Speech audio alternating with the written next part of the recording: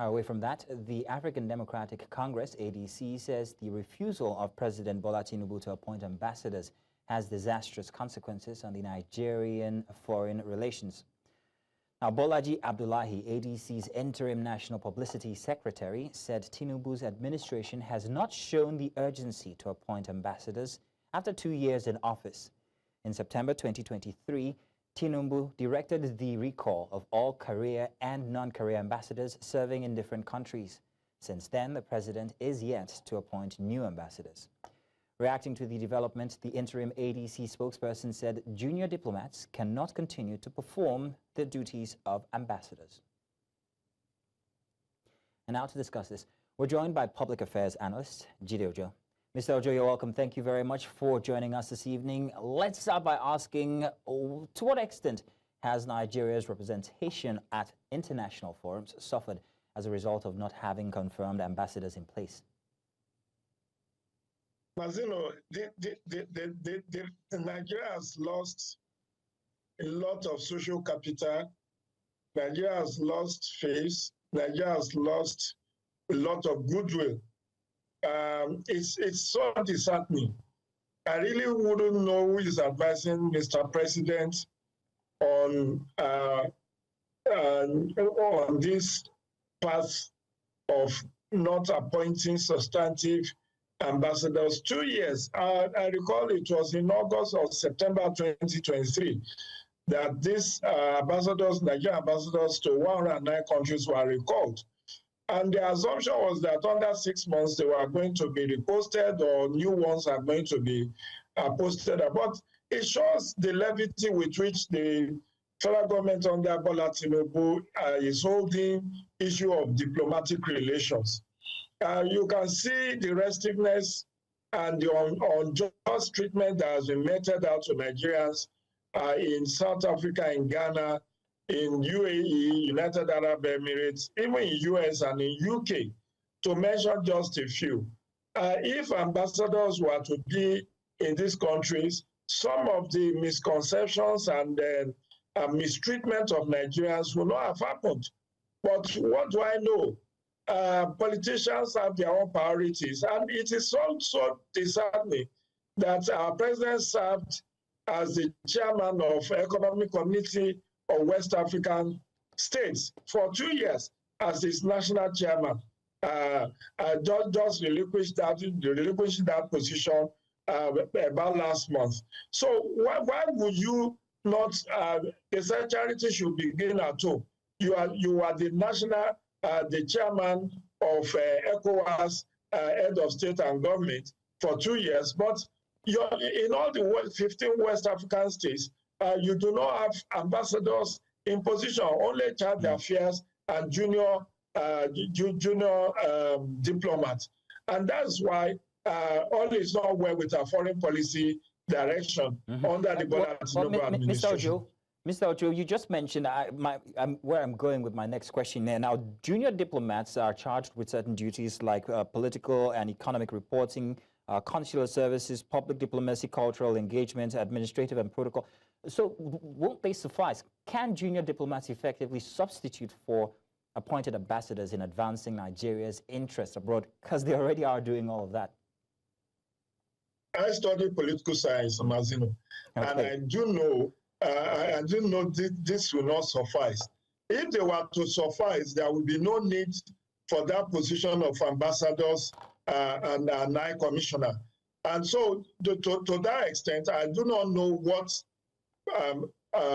President Bola Tinubu is afraid of, that in 2 years he will not find worthy Nigerians within the Ministry of Foreign Affairs and within the political circles or among the Nigerian elite to represent our interest in foreign countries. Don't forget, the world has become a global village. All these buzz that is happening between Nigeria and United States. If we had an ambassador in Washington, some of these things will be ironed out in a very diplomatic manner. Okay. All this mistreatment, just last 2 weeks or thereabout, Donald Trump invited 5 African leaders to sit with him and discuss economic prospects and areas of support. And Nigeria was missing, just the same way we were missing when Obama came to Africa during his presidency. And it is not so much because of any other thing, but because we do not have people high up there in the diplomatic circle who could speak out for Nigeria's foreign interest. And don't forget, there is practically no country in the world where Nigerians don't have students, where we don't have Nigerians doing business, where we don't have Nigerians, either engaging in sporting activities or one thing or the other. And that is why we need to have someone of the status of an ambassador in those countries. I understand if the president says there isn't enough resources to fund all of our embassies, then they can merge. One ambassador can represent 2-3 countries. But to have, Mr. Ojo, to totally not have them in place is a no-no for me. All right, Mr. Ojo, first off, regarding the 5 African countries that were at the White House, I think that they were uniquely selected by the White House themselves, and I'm hoping that you and I can have that conversation this weekend on Breakfast Extra. But back to the case of, or the instance of the lack of ambassadors. Now, what does this delay in appointing ambassadors tell about Tinubu's administration or the approach to foreign relations and international diplomacy? Let's remember that he's doing plenty of traveling himself, so maybe he's simply just doing the ambassador work. But what does this tell about his administration? It shows that it does not prioritize foreign policy. The foreign policy objective of this administration is thumbs down. It's not a priority, and that's just the communication. The foreign minister, Minister of Foreign Affairs, and his junior minister, Bianca Ono, cannot be doing all the diplomatic shuttles. You need to have adequate representation at the diplomatic level. Your ambassador is just like your president represented in that country. And that is why I really don't know why he's shying away from appointing these people. If it's about funding, I think Nigeria is wealthy enough to fund our embassies. A lot is happening. We are missing a lot in terms of global attention, even in terms of foreign direct investment. Many times when our president goes on these foreign shuttles to attend economic summits here and there are supposed to be follow-up actions which the ambassador should have been able to carry out with his subordinates. But there is no follow-up. It's only Abuja that will now be doing that, sending people to follow up. When if you have an ambassador in place, it will be more cost effective to now do proper follow-up to those investment missions and all of that our president have been embarking on in the last 2 years. Right. So we are losing a lot. We are losing a lot of not just prestige, but economic values. We are losing a lot of political goodwills by not having ambassadors in place in foreign countries. So, Mr. Jide Ojo, would you say this is a political tactic, or would you say it's just oversight? I don't think it's oversight, and I don't think it's political tactics. If it is a tactics, it's a very wrong-headed tactics. Don't forget, Mazino, early this year, there were even names being speculated, including that of Reno Mokri, that of Femi Fani-Kayode, that they are on the list of ambassadors being put together. And I know there is no smoke without fire, but that was about January, February 2025.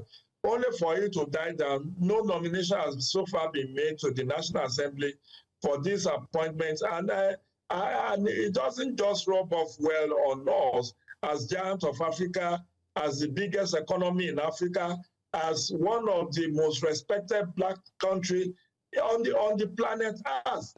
Why are we big for nothing? Our bigness, our strength, our prowess should manifest in having a robust, diplomatic missions abroad. Like I said, these people represent the interests of their country in those foreign lands. That is why it is said that our embassies and high commissions abroad is an extension of our country. is an extension of Nigeria. Wherever, even if it's a rented apartment, it's an extension of Nigeria. It cannot be assaulted. It is protected. And unless an ambassador or anybody commits a crime, that's when he can be repatriated or asked to leave the country. So we are even running against the Vienna Convention that talks about all of these diplomatic relations across the globe. So for me, I think it's a wake-up call, and I thank Bolaji Abdullahi for bringing that to our consciousness once again. This is what opposition party are supposed to do. This is what Interparty Advisory Council is supposed to do. But now that ADC is doing it, we should commend them bringing this to the consciousness of the president in case he has forgotten. And I think Ambassador Yusuf Tuga and Bianca Ojukwu should bring this to the attention of the president, that this is long overdue. It is most important that we should have our ambassadors and high commissioners in all these countries. And if it is about funding, they can match, one ambassador can represent more than one country. We have seen it happen. Even the EU ambassador in Nigeria is also, by extension, representing the EU in the West African sub-region. So that is economic, that is trying to manage cost. And Nigeria can do likewise. All right, Mr. Ojo, some of our embassies shut down because of proper funding. Mr. Ojo, I'm so sorry, but we'll have to end it here. But thank you very much for that very interesting discourse on the case of lack of ambassadors, or the appointment of ambassadors by the Tinubu administration. Mr. Ojo, once again, I'm inviting you over for breakfast extra this Saturday so we can discuss on Focus Africa the relations between the White House and these 5 African countries that were met with from last week. I hope you'd honor us. Thank you very much then. I hope to be available. Thank you so much. Enjoy your week. I will. Stay safe. Thank you.